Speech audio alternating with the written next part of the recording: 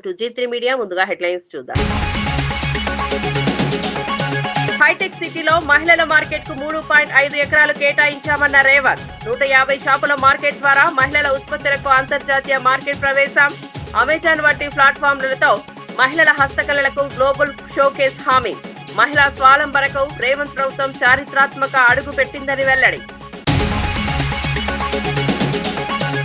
రాజీనామా ఊహాగానాల అస్థిర వార్తా బదిలీ మాత్రమేనని కడియం ఖండన. స్పీకర్ నిర్ణయానంతరం మాత్రమే తన కార్యాచరణని ప్రకటిస్తానని స్పష్టం. రాజకీయ బ్రాండ్ కావడం అనే స్థితి దృఢం. రాజీనామా లేదు అంటూ క్లారిటీ.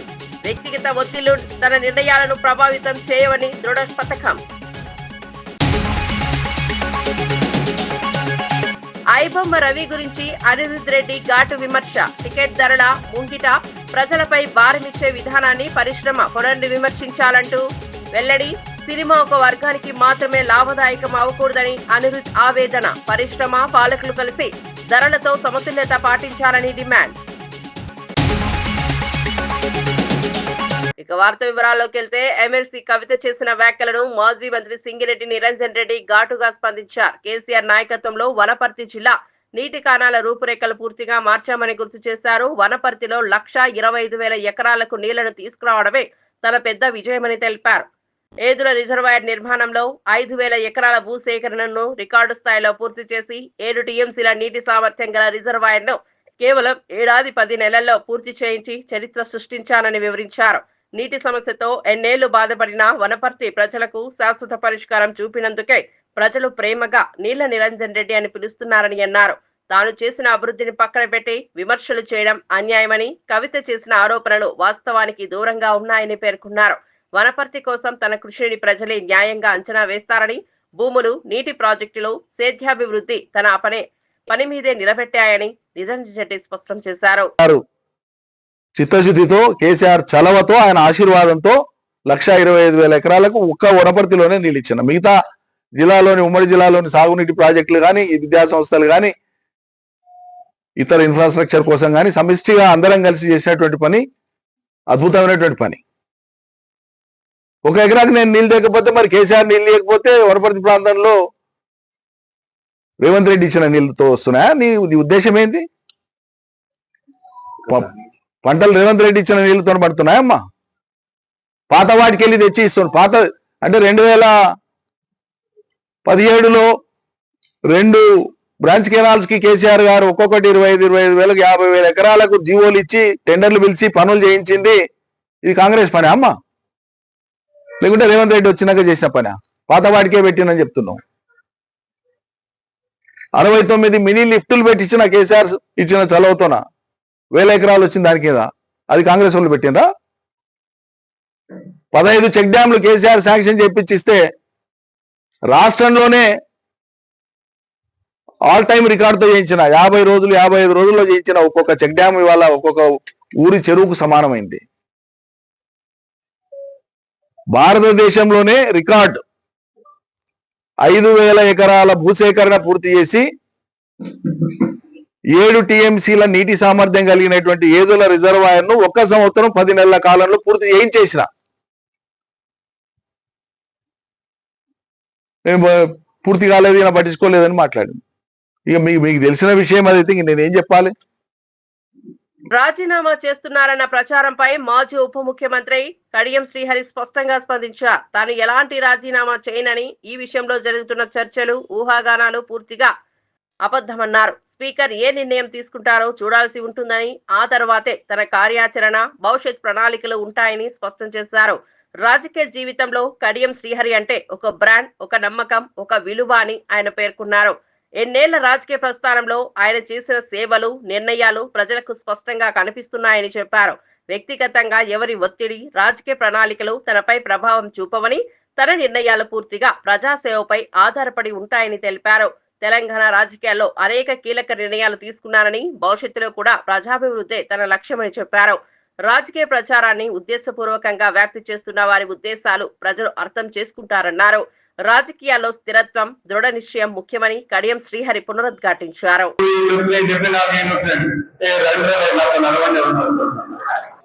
నాతో సమానంగా పనిచేయలేకపోతాను. నా బాధ ఈ ఏజ్ లో నేను రోజు 3-4 కార్యక్రమాలు చేస్తున్నాను, తిరుగుతూనే ఉన్నాను. మరి మీరు వస్తలేరు అట్లా. అంటే పని చేయాలనే తపన ఉండాలి, సంకల్పం ఉండాలి, అవకాశం వచ్చింది నిరూపించుకోవాలి అనేది కసి ఉండాలి. చాలా మంది ఎమ్మెల్యేలు అయితే మంత్రులు అయితే తర్వాత వాళ్ళు గుర్తు కూడా పట్టారు, మర్చిపోతారు ఒకటిగా. అలా కాదు. Kadiyam Sri is a brand. Vizag లో ఫ్లైట్ దిగినా, తిరుపతిలో ఫ్లైట్ దిగినా, ఢిల్లీలో ఫ్లైట్ దిగినా, సార్ నమస్కారం సార్, మీరు మీ అభిమానం సార్, మీరు అనువస్తున్నారు. That is Kadiyam Sri. నిజాయితీగా పనిచేయడమే తెలుసు, అవినీతి అక్రమాలు తెలియదు, ఎవరిని మోసం చేయడం అంతకన్నా తెలియదు. నచ్చకపోతే మొత్తం మీద చెప్తాను, మీ పనితీరు బాగాలేదు. ఐబొమ్మ రవి అంశంపై ఎమ్మెల్యే అనిరుద్ రెడ్డి వ్యాఖ్యలు చేశారు. కొంతమంది రవిని రాబిన్ హుడ్ లా చూస్తున్నారని, కానీ వాస్తవానికి టికెట్ ధరల భారాన్ని ప్రజలపై రుద్దుతున్న పరిస్థితి అసహనాన్ని కలిగిస్తోందని చెప్పారు. సినిమా పరిశ్రమలో పెద్ద బడ్జెట్ చిత్రాలు తీస్తే లాభపడేది నిర్మాతలు, దర్శకులు, హీరోలేనని, దీనివల్ల సాధారణ ప్రేక్షకుడికి ఎలాంటి ప్రయోజనం ఉండదని అన్నారు. ఓ టికెట్ కొనడానికి కూడా కుటుంబాలు ఆలోచించాల్సిన స్థితి రావడం ఆందోళనకరమని పేర్కొన్నారు. ప్రేక్షకులు కష్టపడి సంపాదించిన డబ్బును దృష్టిలో పెట్టుకుని పరిశ్రమ బాధ్యతగా వ్యవహరించాలన్నారు. ఒక్క వర్గానికే కాకుండా మొత్తం వ్యవస్థకు లాభం చేకూరేలా చిత్రం తయారీ, ధరలు, ప్రమోషన్ పై సమతుల్యత అవసరమని చెప్పారు. సామాన్య ప్రజలకు భారం కాకుండా అందరికీ అందుబాటులో ఉండే విధంగా విధానాలు తీసుకురావాలని సూచించారు. ప్రజల అసహనం పెరుగుతున్న నేపథ్యంలో పాలకులు, పరిశ్రమ కలిసి చర్చించి పరిష్కారాలు తీసుకురావాల్సిన సమయం వచ్చిందని అనిరుద్ రెడ్డి వ్యాఖ్యానించారు. బాగుపడతారంటే ఒకటి ప్రొడ్యూసరు, ఒకటి డైరెక్టర్, ఒకటి హీరోయిన్లకు కూడా రేట్లు అక్కడ ఇచ్చే ఫీజు తక్కువ ఉంటుంది. అక్కడ వాళ్ళు పనిచేసేటోళ్ళకు కూడా వేజెస్ కూడా చాలా తక్కువ ఉంటాయి. ఈ 1000 కోట్లు దోచుకునేది ఈ ముగ్గురు. అంటే అది ప్రజలు చెప్తున్నారు, నేను కాదు, ప్రజలు చెప్పింది నేను మీకు చెప్తున్నాను. ఈ ముగ్గురు కోసము ఇట్లా చేయడం అనేది కొంతమంది అది తప్పు అంటున్నారు, కొంతమంది ఏమంటున్నారు ఆయన తప్పు చేసి శిక్షించాలి అంటున్నారు. సో ఈ 2 కాంబినేషన్లు ఉన్నాయి. ఎక్కువ మంది ప్రజలు ఏమంటారంటే ఐబొమ్మ రవి మాకు తక్కువ రేట్లో రూపాయలు లేకుండా మాకు సినిమాలు చూపించిందని ఆయన హీరో అంటున్నారు. అంటే ఆయనను ఒక రాబిన్ హుడ్ లాగా చూస్తున్నారు ప్రజలు. కాబట్టి ఇప్పుడు ఏదైనా కానీ న్యాయస్థానం ఉన్నది. మహిళా సంఘాల ఆర్థిక సాధికారత కోసం ప్రభుత్వం తీసుకున్న కీలక నిర్ణయాలను సీఎం రేవంత్ రెడ్డి వివరించారు. ప్రపంచాన్ని శాసిస్తున్న ప్రముఖ ఐటీ కంపెనీలు ఉండే హైటెక్ సిటీ ప్రాంతంలో గజం భూమి కూడా అందరికీ అందని స్థాయిలో ఉండగా, అటువంటి ప్రాంతంలోనే శిల్పారామం పక్కన ఉన్న 3.5 ఎకరాల భూమిని మహిళా సంఘాలకు కేటాయించడం చారిత్రాత్మక నిర్ణయమని చెప్పారు. ఆ భూమిపై 150 ప్రత్యేక షాపులు నిర్మించి మహిళా సంఘ సభ్యులు తయారు చేసిన ఉత్పత్తులకు దేశీయ, అంతర్జాతీయ మార్కెట్లో అమ్మే అవకాశాన్ని కల్పించామని తెలిపారు. అమెజాన్ వంటి ప్రముఖ వెబ్సైట్ లో ఈ ఉత్పత్తులు అమ్మబడేలా ప్రభుత్వమే సదుపాయాలు కల్పించిందని పేర్కొన్నారు. మహిళలు తయారు చేసే హ్యాండీక్రాఫ్ట్లు, హస్తకళలు, ఆహార పదార్థాలు, వస్త్రాలు ప్రపంచవ్యాప్తంగా పేరు తెచ్చుకునే సామర్థ్యం ఉందని తెలిపారు. మహిళా సంఘాలు బలపడితే కుటుంబాలు, గ్రామాలు, రాష్ట్రం అభివృద్ధి చెందుతుందని చెప్పారు. మహిళల ఆర్థిక స్వావలంబనపై ప్రభుత్వం ప్రత్యేక దృష్టి పెట్టిందని, ఇవి తొలి అడుగులు మాత్రమేనని సీఎం స్పష్టం చేశారు. హైటెక్ సిటీ పక్కన 3.5 ఎకరాలు 100 కోట్ల రూపాయల భూమి ఈ రోజు మా మహిళా సంఘాలకిచ్చి రాష్ట్రం నలుమూలల ఆడబిడ్డలు తయారు చేసే వస్తువులను ఈ రోజు అంతర్జాతీయ మార్కెట్లో అమ్మడానికి అక్కడ అవకాశం కల్పించినాం. ప్రపంచ దేశాల నుంచి అక్కడికి వచ్చి పర్యాటకులు కొనుగోలు చేస్తున్నారు. అందుకే ఈనాడు మాడబిడ్డలు తయారు చేసే ఉత్పత్తి వస్తువులను హైటెక్ సిటీ పక్కనే కాదు, అమెజాన్ వెబ్సైట్లో ఆన్లైన్లో ఆర్డర్ ఇవ్వడానికి ఈనాడు అమెజాన్తో మాట్లాడుతున్నాం. ఈడ కొడంగల్లో ఎన్కపల్లో ఆడబిడ్డ ఏమైనా తయారు చేస్తే ఎన్కపల్లో ఆడబిడ్డ తయారు చేసిన వస్తువు అమెజాన్ అమెరికాలో ఉన్న వాళ్ళు కొనుక్కోవడానికి ఈనాడు వాళ్ళందరికీ మనము ఏర్పాట్లను చేస్తున్నాం. కేటీఆర్ ను నేరుగా చర్చకు ఆహ్వానిస్తూ మంత్రి అడ్లూరి లక్ష్మణ్ సవాల్ విసిరారు. కేటీఆర్ డేట్ టైం పేర్కొంటే తాను కోరుట్లలోని అంబేద్కర్ విగ్రహం వద్దకు సిద్ధంగా వస్తానని ప్రకటించారు. 10 ఏళ్ల బీఆర్ఎస్ పాలనలో జరిగిన అభివృద్ధి ఏమిటి, గత 2 ఏళ్ల ప్రజాపాలనలో ప్రభుత్వం సాధించిన పురోగతి ఏమిటి, ఈ రెండింటినీ ప్రజల ముందే తెరపై పెట్టి స్పష్టంగా చర్చిద్దామని అడ్లూరి సూచించారు. మహిళలకు ఇందిరమ్మ చీరలు ఇవ్వడం బీఆర్ఎస్ నేతలకు అసమానంగా మారిందని, మహిళా సమాజాన్ని బలోపేతం చేసే ప్రతి కార్యక్రమాన్ని వారు అడ్డుకోవడానికి ప్రయత్నించారని విమర్శించారు. ప్రభుత్వ సంక్షేమ పథకాలపై ప్రజలు మంచి స్పందనిస్తున్నారు కాబట్టి బీఆర్ఎస్ నాయకుల్లో అనిశ్చితి పెరిగిందని అన్నారు. తన చర్చా సవాల్ను తప్పించుకోకుండా కేటీఆర్ స్పష్టంగా స్పందించాలని కోరారు. ప్రజల ముందే వాస్తవాలు చెప్పడానికి తాను పూర్తి సిద్ధంగా ఉన్నానని, ఏ అంశాన్నైనా ప్రత్యక్షంగా ప్రజా సాక్షిగా చర్చించడానికి ముందుంటానని అడ్లూరి స్పష్టం చేశారు. ప్రజల కోసం పనిచేసే నాయకుడికి పారదర్శకత తప్పనిసరి అని చెప్పారు. జరిగిందో ఏమి అభివృద్ధి జరగలేదో మొత్తం చెప్తాం, క్లిక్కర్తో సహా చెప్తాం. 2018, 14 నుంచి 18, 18 నుంచి 23 వరకు ఈ కోరుట్ల నియోజకవర్గం లోపల నువ్వు చేసిన గొప్పతనం ఏంది? మీ రాజ్యం మీరే వెళ్ళింది కదా, టీఆర్ఎస్ పార్టీ నాయకులు రాజ్యం వెళ్ళింది కదా.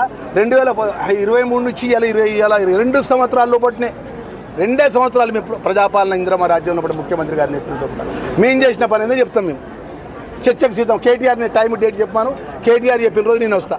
గురుకులాల్లో విద్యార్థులు ఆత్మహత్యలు చేసుకుంటున్నా ప్రభుత్వం పూర్తిగా నిర్లక్ష్యంగా వ్యవహరిస్తోందని కల్వకుంట్ల కవిత తీవ్రంగా విమర్శించారు. గత 2 ఏళ్లలో రాష్ట్ర వ్యాప్తంగా 100 మందికి పైగా విద్యార్థులు ప్రాణాలు కోల్పోవడం అత్యంత దారుణమని ఆవేదన వ్యక్తం చేశారు. విద్యాశాఖ మంత్రిగా ఉన్న సీఎం రేవంత్ రెడ్డి ఈ ఘటనలపై కనీస సమీక్ష కూడా నిర్వహించకపోవడం బాధ్యతా రాహిత్యానికి నిదర్శనమని పేర్కొన్నారు. డైలాగులు కొట్టడం, మీటింగులు పెట్టడం, ఢిల్లీకి వెళ్లడం తప్ప విద్యాశాఖను పట్టించుకునే పరిస్థితి లేదని కవిత విమర్శించారు. గురుకులాల్లో విద్యార్థుల మానసిక ఆరోగ్యం, భద్రత, హాస్టల్ పర్యవేక్షణ, సిబ్బంది లోపాలు ఇవన్నీ పెద్ద సమస్యలుగా మారుతున్నాయని చెప్పారు. కుటుంబాలు తమ పిల్లలను మంచి భవిష్యత్ కోసం గురుకులాలకు పంపుతుంటే ఇలాంటి ఘటనలు జరగడం అసహ్యకరమని పేర్కొన్నారు. విద్యార్థుల మరణాలకు కారణమైన వ్యవస్థ లోపాలను ప్రభుత్వం వెంటనే సరిదిద్దాలని, సమగ్ర విచారణ కమిటీ ఏర్పాటు చేసి బాధ్యులపై చర్యలు తీసుకోవాలని డిమాండ్ చేశారు. విద్యా వ్యవస్థను రక్షించడం ప్రభుత్వ మొదటి కర్తవ్యమని కవిత స్పష్టం చేశారు. పెట్టడం అంటే ఢిల్లీకి పోవడం తప్పితే ముఖ్యమంత్రి గారు పిల్లల్ని పట్టించుకోవడం లేదు. ఆయననే విద్యాశాఖ మంత్రిగా ఉండడం మనందరం చేసుకున్నటువంటి దౌర్భాగ్యం. ఆయన విద్యాశాఖ మంత్రిగా ఉండి తనకు రివ్యూ చేసే తీరిక లేదు, హాస్టళ్ల మీద ఆలోచన చేసేటటువంటి పరిస్థితి లేదు, కనీసం పేద పిల్లల పట్ల కన్సర్న్ లేకపోవడం చాలా దారుణం. పదే పదే చెప్పిన ఈ మైనారిటీ రెసిడెన్షియల్ స్కూల్స్ అయినా, బీసీ, ఎస్సీ, ఎస్టీ వెల్ఫేర్ పాఠశాలలలో ఆడపిల్లలైనా మగపిల్లలైనా ఇట్లా బలవన్మరణాలకు లోనవుతూ ఉన్నారు. దీన్ని ప్రభుత్వం తక్షణమే సీరియస్గా తీసుకోవాలని డిమాండ్ చేస్తూ ఉన్నాను. మరి ఎందుకు జరిగింది ఈ ఘటన అని తెలుసుకోవడం లేదు. మొన్న హుజూరాబాద్లో ఒక బిడ్డ దగ్గరికి పోయి వచ్చినాం, అంతకుముందు ఇంకొక చోట జరిగింది.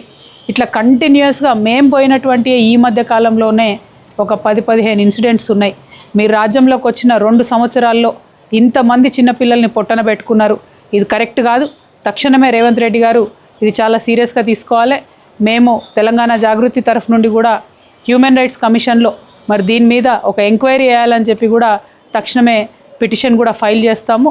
మరి మీరు విని రివ్యూ చేసుకున్నారా? సరే, అవసరమైతే state human rights commission, national human rights commission వరకు కూడా వెళ్ళి కదలిక తీసుకొని వస్తామని ప్రభుత్వాన్ని హెచ్చరిక చేస్తూ ఉన్నాం. విద్యాశాఖ మంత్రిగా ఉన్నటువంటి గౌరవ ముఖ్యమంత్రి గారు తక్షణమే ఈ సిచ్యువేషన్ మీద రివ్యూ చేయాలని కూడా డిమాండ్ చేస్తా ఉన్నాం. బీఆర్ఎస్ నేతల అవినీతి విషయంపై కాంగ్రెస్ ప్రభుత్వ ధైర్యాన్ని పరీక్షిస్తూ మాజీ ఎంపీ కొండా విశ్వేశ్వర్ రెడ్డి ఘాటు వ్యాఖ్యలు చేస్తారు. కవితను లోపల వేశాం, అయితే కేటీఆర్ను లోపల పెట్టే ధైర్యం కాంగ్రెస్ ప్రభుత్వం ఉందా అని సవాల్ విసిరారు. కాంగ్రెస్, బీఆర్ఎస్ పార్టీల మధ్య గోప్యమైన పొత్తు ఉన్నదనే కాళేశ్వరం అవినీతిపై చర్చలు తీసుకోవడం లేదని ఆరోపించారు. కాళేశ్వరం ప్రాజెక్టులో 1,00,000 కోట్ల అవినీతి జరిగిందని కాంగ్రెస్ చెప్పింది. కానీ 2 ఏళ్లు ఎలాంటి అరెస్టులు చేయకపోవడం ప్రజల్లో అనుమానాలు రేకెత్తిస్తోందన్నారు. మునుగోడు ఉప ఎన్నికల్లో కాంగ్రెస్, బీఆర్ఎస్ కలిసి బీజేపీని ఓడించేందుకు పనిచేశారని కూడా ఆరోపించారు. రాహుల్ గాంధీ భారత్ జోడో యాత్రకు ఆర్టీసీ బస్సులు పంపింది కేసీఆర్ ప్రభుత్వమేనని గుర్తు చేశారు. అవినీతి వ్యతిరేకంగా నిజమైన పోరాటం చేయాలంటే కాంగ్రెస్ మాటలు కాక కార్యాచరణ చూపాలని కొండా వ్యాఖ్యానించారు. బీఆర్ఎస్ పెద్దలపై చర్యలు తీసుకోకపోతే 2 పార్టీలు ప్రజలను మోసం చేస్తున్నట్లు అవుతుందని హెచ్చరించారు. మున్గోడు ఇద్దరు కలిసి బీజేపీని ఓడగొడుతున్న ప్రయత్నం చేసిండ్రు, సాధించిండ్రు కూడా. మున్గోడ్ల భారత్ జోడో యాత్రకు బస్ పంపింది టీఆర్ఎస్ ప్రభుత్వం. భారత్ జోడో యాత్ర ఎవరు? రాహుల్ గాంధీ. భారత్ జోడో యాత్రకు ఆర్టీసీ బస్సులు కిరాయికి పంపించింది. నాటియా వేసినా ఇంకా సమాధానం రాలేదు. మీరు కాంగ్రెస్, టీఆర్ఎస్ కలిసి ఉన్నారు. మీరు ఆ సమాధానం ఏంది? ఎవరు ఆర్టీసీకి ఎవరు చెక్ ఇచ్చిండ్రు? ఎవరు పేమెంట్ చేసిండ్రు? కాంగ్రెస్ పార్టీ నిర్వహించిన ఢిల్లీ ధర్నాపై శాసనమండలి డిప్యూటీ చైర్మన్ బండ ప్రకాష్ తీవ్రంగా స్పందించారు. ప్రజల సమస్యలపై నిజమైన పోరాటం చేస్తామన్న కాంగ్రెస్ హామీలు మాటల్లోనే ఉన్నాయని, ప్రదర్శన కోసం నిర్వహించిన ఢిల్లీ ధర్నాకు కోసం రాహుల్ గాంధీ కూడా హాజరు కాలేదని విమర్శించారు. నాయకత్వంలో లేకపోతే ఎలా ప్రజా సమస్యలు పరిష్కరించగలరని ప్రశ్నించారు. కాంగ్రెస్ పార్టీ ఇటీవలి కాలంలో ఉద్యమాలని కేవలం ప్రచార ప్రయోజనాలకే పరిమితమయ్యాయని, నిజమైన ప్రజా సమస్యలపై ఏకాగ్రత కనిపించడం లేదని అన్నారు. తెలంగాణకు సంబంధించిన కీలక సమస్యలు, రైతుల ఇబ్బందులు, ధరల నిరుద్యోగం వంటి అంశాలపై కాంగ్రెస్ ప్రభుత్వం సంపూర్ణ వైఫల్యం చూపుతోందని ఆరోపించారు.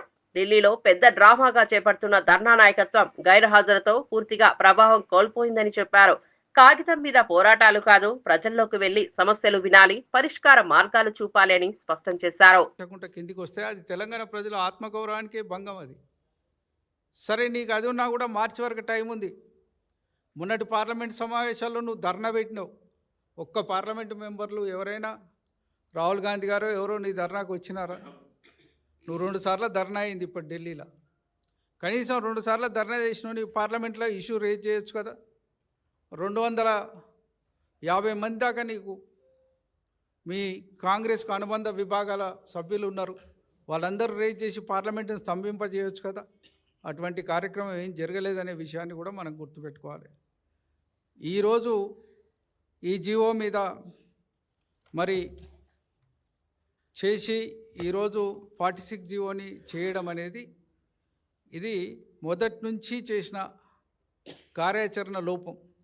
దాని మీద సీరియస్నెస్ లేదు, కమిటెడ్నెస్ లేదు. సూర్యాపేటలో బీఆర్ఎస్ నేతలు నిర్వహించిన సన్నాహక సమావేశంలో ఈ నెల 29న జరగనున్న దీక్షా దివాస్ ను ఘనంగా నిర్వహించాలని నిర్ణయించారు. తెలంగాణ చరిత్రలో నవంబర్ 29 ప్రత్యేక స్థానం సంపాదించుకున్న రోజు అని వారు గుర్తు చేశారు.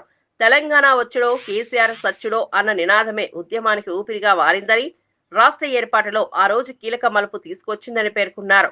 కేసీఆర్ ఆమరణ దీక్షతోనే కేంద్రం మెడలు వంచింది. ఆ నిర్ణయమే తెలంగాణ రాష్ట్రం జనానికి దారితీసిందని నాయకులు తెలిపారు. జననానికి దారితీసిందని నాయకులు తెలిపారు. ఉద్యమ సమయంలో ఉద్యోగులు, విద్యార్థులు, రైతులు అన్ని వర్గాలు ఐక్యంగా పోరాడిన గొప్ప సమయాన్ని ఈ సందర్భంగా స్మరించారు. ఇప్పుడు రాష్ట్ర వ్యాప్తంగా అన్ని గ్రామాల నుంచి వేలాది మంది దీక్షా దివాస్ కోసం సిద్ధమవుతున్నారని చెప్పారు. సూర్యాపేటలో రాష్ట్రానికి ఆదర్శంగా దీక్షా దివాస్ ను నిర్వహిస్తామని హామీ ఇచ్చారు. ఈ సందర్భంగా రేవంత్ రెడ్డి ప్రభుత్వంపై కూడా విమర్శలు గుప్పించారు. పెద్ద ఎత్తున భూ మార్పిడి, పరిశ్రమల కార్పొరేషన్ భూముల్లో అవకతవకలు, కోకాపేట వేలల్లో భారీ అసంస్కృత ప్రభుత్వం వైఖరిని బహిర్గతం చేస్తున్నాయని వ్యాఖ్యానించారు. ప్రజా సమస్యలను పక్కన పెట్టి కేవలం డబ్బు రాజకీయాల్లో నిమగ్నమైన ప్రభుత్వం రాష్ట్రాన్ని వెనక్కి లాగుతోందని బీఆర్ఎస్ నేతలు ధ్వజమెత్తారు. కేసు అవుతుంది, ఇది క్రిమినల్ కేసు అవుతుంది. ఇచ్చిన వాళ్ళు తీసుకున్న వాళ్ళు ఇద్దరు కూడా బాధ్యులు అవుతారు, అందులో సందేహం లేదు. ఇద్దరు కూడా జైల్లో వెళ్లాల్సిన పరిస్థితి వస్తుంది. అంత బహిరంగంగానే చేస్తున్నారు. ఏ జంకు గొంకు లేకుండా ముందు డబ్బులు సంపాదిస్తే చాలు, తర్వాత ఏమన్నా కానీ అన్న పద్ధతుల్లో అన్ని నిబంధనలు కూడా తొంగలు తొక్కి చేస్తూ ఉన్నారు. ఇప్పటి వరకు ఎప్పుడు కూడా జరగలే అటువంటిది చరిత్రలో. వాస్తవానికి Telangana industrial infrastructure development corporation ఏదైనా చేయదలుచుకుంటే వాళ్ళు భూములు, ప్రభుత్వ భూముల్ని తీసుకున్నా లేదా ప్రైవేట్ భూముల్ని అక్వైర్ చేసినా వాళ్ళు డెవలప్ చేస్తారు, వాళ్ళే ధర నిర్ణయించాలి, అమ్ముతారు తప్ప సబ్ రిజిస్ట్రార్ వాల్యూకి ఎప్పుడు కూడా సంబంధం లేదు. ఇవాళ లేని నిబంధన తీసుకొచ్చి కొత్తగా సబ్ రిజిస్ట్రార్ వాల్యూలో ఇంతే ఉంది అని చెప్పి మేము విషయం మాట్లాడుతున్నారు. మరి అదే ఒకవైపు సేమ్ ప్రభుత్వ భూమి, ఒకవైపు కోకాపేటలో ఇక్కడక్కడ వేలం పాటేసి 100 కోట్లు వచ్చిన ఎకరానికి 179 కోట్లు వచ్చినాయని మాట్లాడుతున్నారు. మరి ఇక్కడ ₹1 కోటి ఎట్లా ఇస్తారు? చాలా స్పష్టంగా కనబడుతుంది, చాలా నేకెడ్గా, బహిరంగంగా, నగ్నంగా కనబడుతుంది ఈ మోసం, ఈ ద్రోహం అనేది, ప్రజల ఆస్తిని దోసుకోవడం అనేది. ఇది తప్పకుండా శిక్షార్హమే, అందులో సందేహం లేదు. ఇంకొక వైపు జిల్లాలలో ధాన్యం కొనుగోలుకు సంబంధించి ప్రజలు అనేక ఇబ్బందులు పడుతున్నారు. ఒకవైపు పత్తి కొనుగోళ్లలో రైతాంగం మోసానికి గురవుతున్నారు. వీళ్ళు కొనక రకరకాల ఇబ్బందులు పెట్టి గ్రేడ్ల సాకుతో ఇబ్బందులు పెడితే తప్పని పరిస్థితులలో బయట దళారులకు అమ్ముకోవాల్సిన బాధ తప్పడం లేదు. రైతాంగానికి 5,000కి అమ్ముకునే దుస్థితికి వచ్చింది. ఒకవైపు వరిధాన్యం కూడా 1,500, 1,600, 1,800కి ఎక్కువ మంది రైతులు అమ్ముకుంటున్నారు. కావాలని చెప్పే ప్రభుత్వం ఐకేపీ సెంటర్లలో, కొనుగోలు కేంద్రాలలో సరిగా కొనకపోవడము, ఇక్కడ మాయిశ్చర్ పేరు మీద రైతాంగాన్ని ఇబ్బంది పెట్టడము, వచ్చి నెలల తరబడి ఇక్కడ కూర్చోలేమని, ఈడ కూర్చున్నా తీసుకుంటే ప్రభుత్వం నుంచి పైసలు వస్తాయన్న నమ్మకం లేదని చెప్పి రైతాంగం తప్పని పరిస్థితులలో దళారులను ఆశ్రయిస్తున్నారు. మళ్ళీ 2014 పరిస్థితులే పునరావృతం అవుతున్నాయి వ్యవసాయం విషయంలో రైతాంగంకి. ప్రజల్లో రైతుల్లో కూడా వ్యతిరేకత తీవ్రంగా వస్తూ ఉంది. అయినా ఈ ప్రభుత్వానికి చలనం లేదు, దున్నపోతు మీద వానబడ్డ పద్ధతుల్లో ఉంది. నేను చేసుకుంటూ పోతా అని. బీసీల హక్కుల సాధన కోసం బీఆర్ఎస్ ముందుండి పోరాడుతుందని మాజీ మంత్రి వి శ్రీనివాస్ గౌడ్ ప్రకటించారు. బీసీలకు నిజంగా అండగా నిలబడే పార్టీ బీఆర్ఎస్ మాత్రమేనని, కాంగ్రెస్ ప్రభుత్వం చేసిన మోసాలపై దశల వారీగా రాష్ట్ర వ్యాప్తంగా పెద్ద ఎత్తున ఉద్యమాలు చేపడతామని చెప్పారు. గ్రామాల నుంచి పోరాటాన్ని ప్రారంభించి ప్రతి మండలంలో, జిల్లాలో బీసీ హక్కులపై అవగాహన సెమినార్లు నిర్వహించనున్నట్లు తెలిపారు. బీసీల సంక్షేమం, రాజకీయ భాగస్వామ్యం కోసం తాము ఎల్లప్పుడూ కట్టుబడి ఉన్నామని, ఈసారి పోరాటం మరింత తీవ్రంగా ఉంటుందని పేర్కొన్నారు. పార్లమెంట్లో బీఆర్ఎస్ ఎంపీ వద్దిరాజు రవిచంద్ర ప్రత్యేక ప్రైవేట్ బిల్లు ప్రవేశపెట్టి బీసీ హక్కుల కోసం పోరాడతారని తెలిపారు. పార్టీ రహిత సర్పంచ్ ఎన్నికల్లో పార్టీ ఆధారంగా 42% రిజర్వేషన్లు ఎలా ఇస్తారని ప్రశ్నిస్తూ కాంగ్రెస్ ప్రభుత్వ విధానాల్లో స్పష్టత, న్యాయం లేవని విమర్శించారు. దాదాపు 11,000 కోట్ల రూపాయలు ఫీజు రియంబర్స్మెంట్ బాకీ ఉండి ఎంతోమంది బీసీ విద్యార్థులు పై చదువులు చదువుకోలేక, టీసీలు కాలేజీ యాజమాన్యం ఇవ్వకపోతే ఉద్యోగాలకు అప్లై చేసుకోలేక, ఒకవైపు విద్యార్థులందరూ కూడా అయోమయంలో ఉంటే, ఇంకోవైపు రాజకీయ రిజర్వేషన్ పేరు మీద మోసం చేయడం. కాంగ్రెస్ పార్టీకి వీళ్లకు ఎలక్షన్ తప్ప ఏం లేదు. ఎలక్షన్ల తప్పు అబద్ధ హామీలతో ఎలక్షన్ బయటపడడం తప్ప వేరే ఆలోచన కూడా లేదు. ఖచ్చితంగా మేము సెమినార్లు పెడతాం, రౌండ్ టేబుల్ సమావేశాలు పెడతాం. మా వద్దిరాజు గారి నాయకత్వంలో మరి పార్లమెంట్లో కూడా మరి వారు ప్రైవేట్ బిల్లు పైన కానీ అక్కడ నాయకులను కలవడానికి కూడా వారి ఆధ్వర్యంలో ఢిల్లీలో రైతుల సమస్యలను ప్రభుత్వం నిర్లక్ష్యం చేస్తోందని మాజీ ఎమ్మెల్యే కైలే అనిల్ కుమార్ తీవ్ర విమర్శలు చేశారు. ఒకవైపు పంట దిగుబడి తగ్గిపోయి మరోవైపు కోతల ఖర్చులు భారీగా పెరిగాయని, రైతు సేవా కేంద్రాల వద్ద సంచులు దొరక్క రైతులు ఇబ్బందులు పడుతున్నారని చెప్పారు. ధాన్యాన్ని ప్రభుత్వం కొనకపోవడం వల్ల రైతులు దళారీలకు బలవుతుండడం అత్యంత దురదృష్టకరమని అన్నారు. ప్రభుత్వం వ్యవసాయంపై చూపుతున్న వైఖరి రైతులను ఆర్థికంగా, మానసికంగా కుంగదీస్తోందని అన్నారు. చంద్రబాబు ప్రభుత్వం రైతులను కన్నీరు పెట్టించకూడదని, చివరి గింజ వరకు ప్రభుత్వమే కొనుగోలు చేయాలని డిమాండ్ చేశారు. పంట కోత సీజన్లో రైతులకు అవసరమైన మద్దతు అందకుండా ఉండటం, సంచుల కొరత, కొనుగోలు కేంద్రాల అసమర్థత కలిసి పంటల మూల్యాన్ని తగ్గిస్తున్నాయని చెప్పారు. రైతుల కష్టాన్ని అర్థం చేసుకుని తక్షణ చర్యలు తీసుకోవాలని సూచించారు. మార్కెట్ జోక్యం లేకపోతే దళారీల అడ్డదారులు పెరుగుతాయని, కర్షకులు పూర్తిగా నష్టపోతారని హెచ్చరించారు. రైతుల సంక్షేమం కోసమే ప్రభుత్వం అత్యవసరంగా ముందుకొచ్చి స్పష్టమైన చర్యలు తీసుకోవాల్సిన సమయం ఇదేనన్నారు. రైతు భరోసా కేంద్రానికి వెళ్తే ఒక ట్రిప్ షీటు కట్ చేసి, ఆ ట్రిప్ షీటు ర్యాండమ్గా ఏదో ఒక రైస్ మిల్ కొనాల్సిందే. ఆ రైస్ మిల్లో ఆ రైతుకి అప్పుడు సపోర్టు ప్రైస్ అంతా కూడా వచ్చేది. కానీ ఈరోజు దళారుల దగ్గరికి వెళ్తే వాళ్ళు ఏం మాట్లాడతారు, మీకు 1,400 రూపాయలు ఇస్తాం, మొన్నేమో 1,500 ఇస్తానన్నారు. అంటే మనకి సపోర్టు ప్రైసు 1,790 రూపాయలు ఉంటే ఈరోజు 1,400 రూపాయలు ఇస్తామని చెప్తున్నారు. అంటే రైతు ఎంత నష్టపడి, ఎన్ని దశల్లో రైతు నష్టపోయాడో ఒక్కసారి ఆలోచించేయవలసిందిగా మనం చేస్తా ఉన్నాం. ఎంత దారుణమైన పరిస్థితి అంటే, ఈ రాజకీయ నాయకులు కూడా అందులో ఇంటర్ఫీర్ అయిపోయి ఒక మాఫియాగా ఏర్పడి, రైస్ మిల్లర్ దగ్గర నుంచి వ్యాపారస్తుడి దగ్గర నుంచి అందరూ కూడా ఒక మాఫియాగా ఏర్పడిపోయి ఈరోజు ధాన్యం కొనే పరిస్థితి లేదని చెప్పి ఈ సందర్భంగా తెలియజేస్తా ఉన్నాం. ఎప్పుడు కూడా చరిత్ర లేదు. కనీసం యూరియా కూడా అందించిన పరిస్థితి లేదు.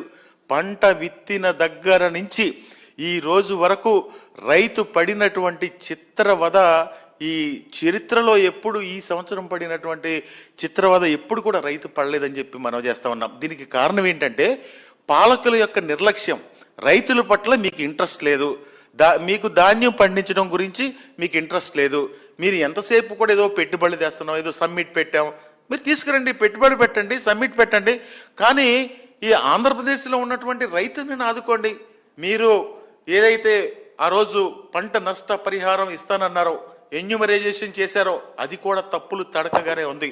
ఏదైతే ఎన్యూమరైజేషన్ చేశారో ఆ ఎన్యూమరైజేషన్కి ఈరోజు మీరు ఏదన్నా ఆ ఇన్పుట్ సబ్సిడీ రిలీజ్ చేస్తే రైతు ఈ వ్యయానికి గానీ అతను. ఆంధ్రప్రదేశ్ లో లా అండ్ ఆర్డర్ పరిస్థితి దేశంలోనే అట్టడుగున పడిపోయిందని వైఎస్ఆర్సీపీ ప్రధాన కార్యదర్శి గడికోట శ్రీకాంత్ రెడ్డి తీవ్రంగా విమర్శించారు. రాష్ట్రం ఇంతకీ ఎంత దిగజారుతుందో అర్థం కావడం లేదని ఆవేదన వ్యక్తం చేశారు. ప్రజల రక్షణ కోసం ఉన్న పోలీసులు అధికార పార్టీ వైపు కాకుండా న్యాయం వైపు, ప్రజల వైపు నిలబడాల్సిన అవసరం ఉందని స్పష్టం చేశారు.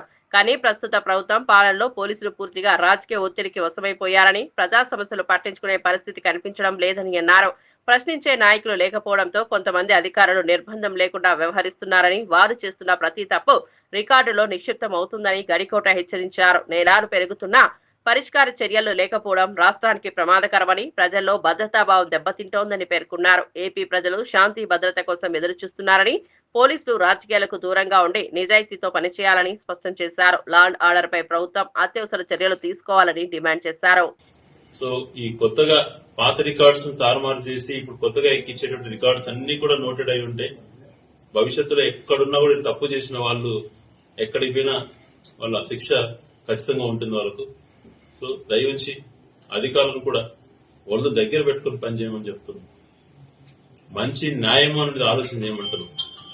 మీ స్వల్ప ఆదాయాల కోసం దిగజారి వ్యవస్థను ఇది చేసి కుటుంబాలను నాశనం చేయకండి. మంచి పద్ధతులు అవలంబించండి. లేని పక్షంలో ఇవన్నీ కూడా ప్రశ్నించేవారు లేరు అన్నటువంటి రీతిలో మీరు ఏమైనా వివరిస్తుండొచ్చు.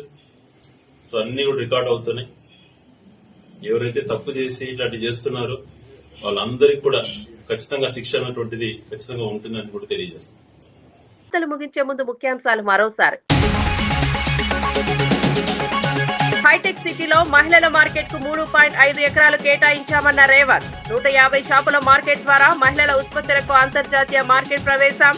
అమెజాన్ వంటి ప్లాట్ఫామ్లతో మహిళల హస్తకళలకు గ్లోబల్ షోకేస్ హామీ.